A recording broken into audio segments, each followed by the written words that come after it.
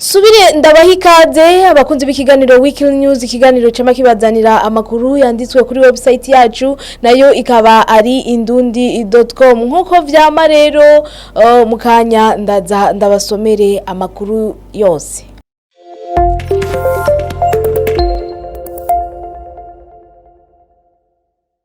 Ni kiganiro canyu bidahindutse mukurikirana isaha zibiri ku munsi wa gatandatu iyo bitagoranye, ariko kandi tunabashimira ku kuntu mwama muri kumwe natwe. Ati ngo abagabo nabo bagiye gushigikirwa muri Saren Vibe.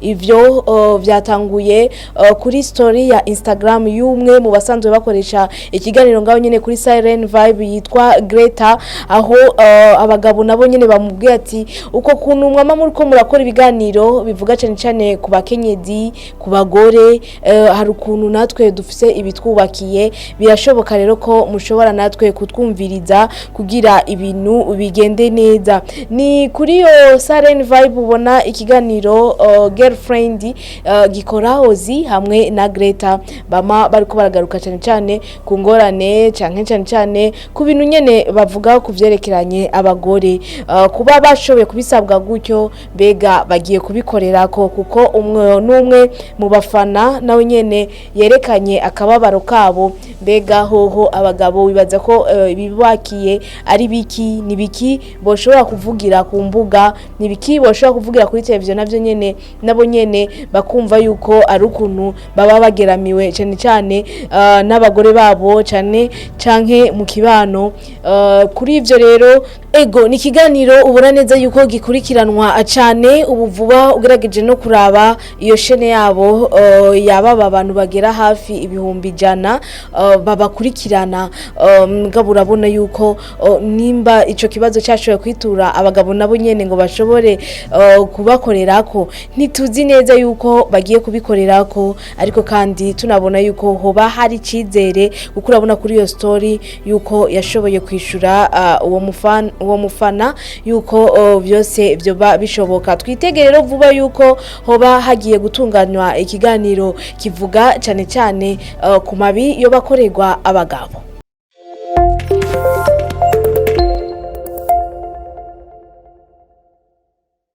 Yes, tubandanye n'amakuru yacu. Ndanakwibutsa yuko iyo nkuru yanditse ya Nicole tugenda ati ivya Big Fizzo kwa Dramati ntivyari gukunda. Ivyo vyasiguwe na Pacifique Nzitonda mu kiganiro yari yakoranye na Gaël, Just Gaël, abasigura neza ku bibazo bamubajije ati kubera iki Big Fizzo atashoboye gushika mu giteramo cyari cyateguwe ngaho muri Belgique neza na neza Buriseri. Mwarashoboye kukibona igenekerezo rya 27 ukwezi kwa gatanu. Ikibazo rero cyari ngaho kubera iki Big Fizzo atashoboye gushikaho.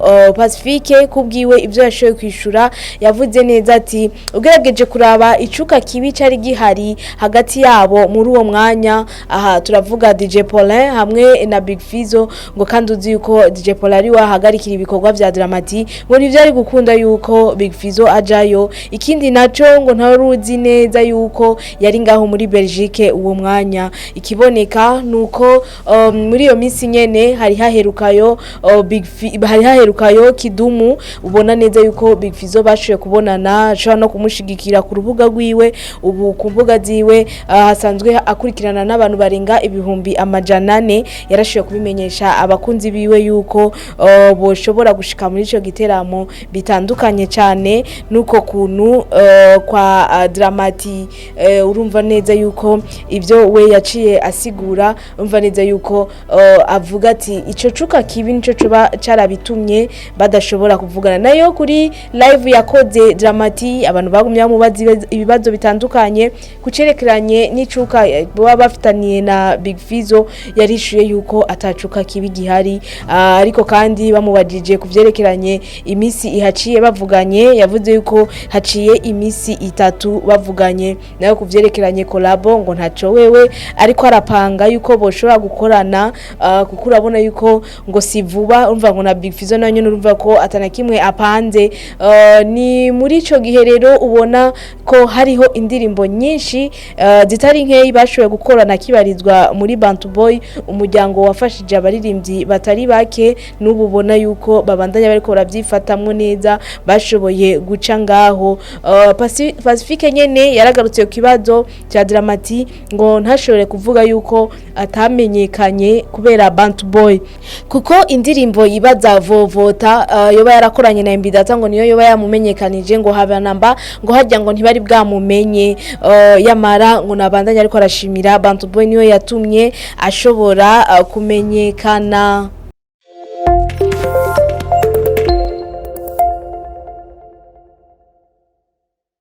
Yes, tuva ku nkuru rero ya Dramati dukubitira ngaho kwa Mr Champagne intumbero yiwe yo kuzunguruka uburundi atanguriye mu Kinama ni Mr Champagne yabanjije kubicisha ku rubuga rwiwe abwira abakunzi biwe ati ndaje mu makartie yose atandukanye aha yavuga Buterere Nyabugete Kamenge Bwiza ndetse no kumutakura ngo hose ngo araje kugira ashobore kubakorera show imeze neza nivyo rero ariko arategura ubu yatanguriye mu Kinama yamaze gushirako n'igenekerezo yuko ari igenekerezo rya 14 ukwezi kwindwi ngaho ahitwa kuri Nueva niho azobari kugira ashobore guteramisha abakunzi biwe kwinjira ahasanzwe ni 3,000 ariko kandi muri VIP ni 5,000 ngo nukuza rero kugira mushobore kumushigikira urazi neza yuko ari umwe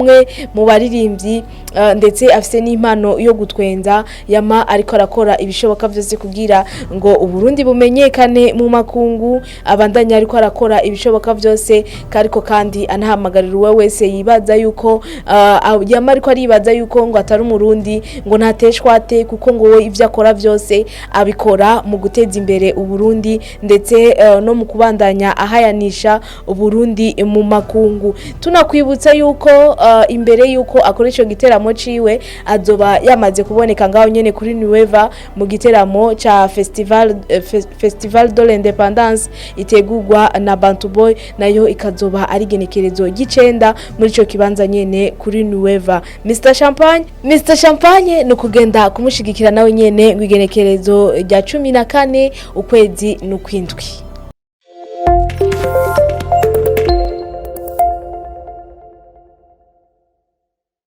Ego cyane ikiganiro ni Weekly News ariko kandi tunabibutsa yuko tubakunda natwe mwaramaze kutwereka yuko mudukunda ivya Dramati na Mokenzi bisubiye ku meza aho ni mu gihe abakunzi ba Mokenzi bariko aravugana uratiko umustar ngo yamari ko arashirako utuntu aho yarateramiye ku ahantu batondera igitoro yashetse kuba aravugana n'abakunzi biwe yamubaza ati mbega Dramati ibite bimeze gute ibya Dramati kubwa Mokenzi we yishuye ati ndamukumbuye yapoteye asigaye andenze aho rero Dramati nawe nyene hihanganye yaciye azangaho nyene acarandika ati reka kunteza abantu reka gutuma abantu bambona nabi nayo ubundi urumva yuko ngaho yaratanze insiguro ni Dramati na Mokenzi benshi baguma bibaza ati mbega abantu kuva bakoranye indirimbo byo babimeze gute kumengo bari babone kumengo boba mu rukundo bokundana mwarumva ko ivyabo batigera babisigura neza mugabo icubonera ku mbuga ngurukana bumenyi umwe akashize ko uwundi abari tayari bimeze gute tubasabira iki ariko kandi ndanakubwira yuko Mokenzi amajambo yashoboye kwandika bamwe bafise ukuntu bayafata ivyo yasigura ati ngaha mu Burundi ushobora kuba ufise umuduga bisaba kuba ufise inguvu ngo ni ubwa mbere atondeye igitoro reka unkundire ndagusomere ivyo yashoboye kwandika. Yes, ryari rya mbere ntondeye igitoro amasaha kuva mu mwaka uheze hatangura ivyibura ivy'igitoro ibanze rero ko hari abakora ibaze rero ko hariho abakora ivyo imisi yose. Gutunga imodoka mu Burundi si vyamagoya goyi, ndabarahiye ngo gutunga umuduga mu Burundi si vy'amagoyigoyi ndabarahiye.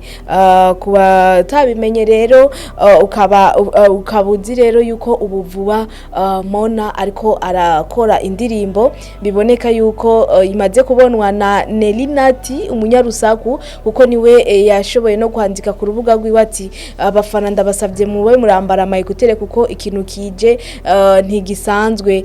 Twitegerero yuko vuba Mona agiye gushira indirimbo ahabona.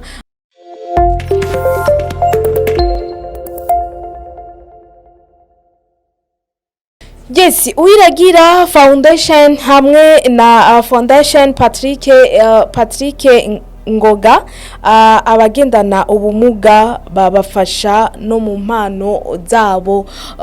Neza na neza ni Uwiragira Foundation izoba ifise yatangiye gukora kuva umwaka wa 2018 ufasha abagendana ubumuga, abantu batabona ubumuga bw'amaso, ariko kandi na Ngoga nayo nyene ifasha umwe mu baririmbyi, umwe mu bagendana ubumuga bw'amaboko hamwe n'amaguru. Nibo rero bariko bategurira igiteramo kugira ngo nubwo bagendana ubumuga bashobore kumenya yuko impano zabo bashobora kuba bozikoresha, ngo ntibacike intege rero ngo bamenye ati ngo ko umuntu abagendana ubumuga ngo biba bisigura rero kuba wofashwe ikintu cyose, ariko kandi impano yawe urashobora kuyikoresha muri uko kuntu uburiko uribaza yuko atavyushoboye ukereka abantu yuko ubishoboye.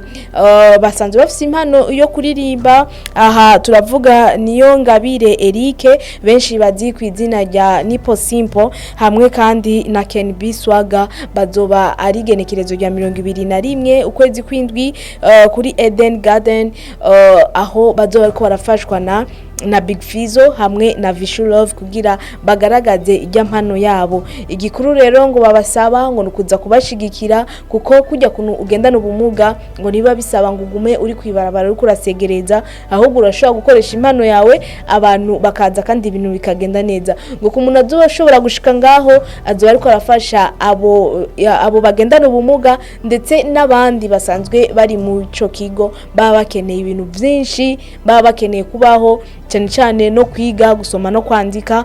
Byose rero urashobora gushika ngaho kugira utange intererano yawe. Aho hantu muri ico kibanza kwinjira hasanzwe ni 50,000, hama VIP ni 100,000, ariko kandi na sponsor urashobora gutanga 500 canke ayarenga. Ivyo vyose umenye yuko nimba uzoshobora kwishikira muri ico kibanza uzoba ugiye gushigikira abantu bagendana ubumuga nabo nyene babeshweho n'impano yabo. Ndakwibutse ni genekerezo rya 21 ukwezi kw'indwi, ariko kandi kwinjira wavyumvise ni ngaho kuri Eden Garden, ni saha 12 bazoba batanguye guteramisha abantu.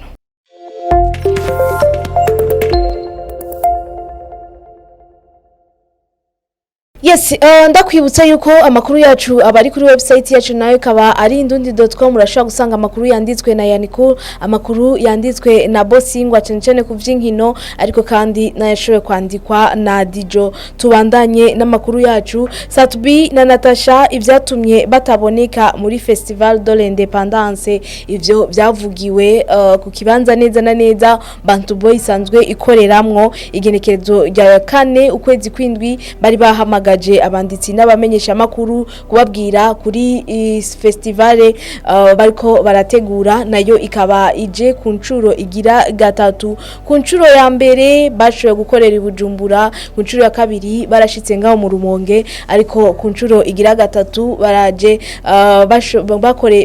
bakorera Ingodi, Igitega hamwe n'Ibujumbura. Urumva yuko ari intara zitatu. Ivyo rero biri muri bimwe bamwe bibaza ati mbega mbega ivyo Big Fizzo yaravuze yuko vyasivye bimeze gute, bamwe ati ntibirasiba. Nivyo rero baciye bahamagara kugira babamenyeshe neza yuko bitasivye yuko festival ubundi igihari ari ayo magenekerezo nyene, igenekerezo ry'indwi Ingozi, ariko igenekerezo ry'umunani Igitega, igenekerezo ry'icenda ngaho Ibujumbura. Ivyo rero yagiye arasigura kujerekeranye n'abaririmbyi bari muri iyo festival. Yaravuze neza yuko Satubi na Big Fizzo bari kuboneka kuko Bantu Boy yari yababwiye ico kintu ko boshobora kuboneka, nabo baravyakira neza, mugabo kumvo zuko batari mu gihugu, kumvo zuko bari mu bikorwa hanze. Aha turavuga yuko Satubi ari ngaho i Dubai mu bikorwa vyiwe,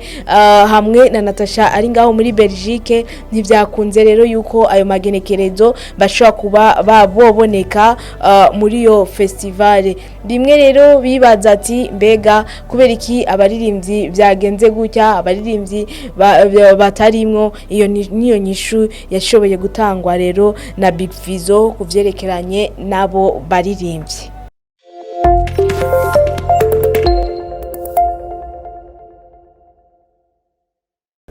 Ego cyane turangirize ku nkuru yacu.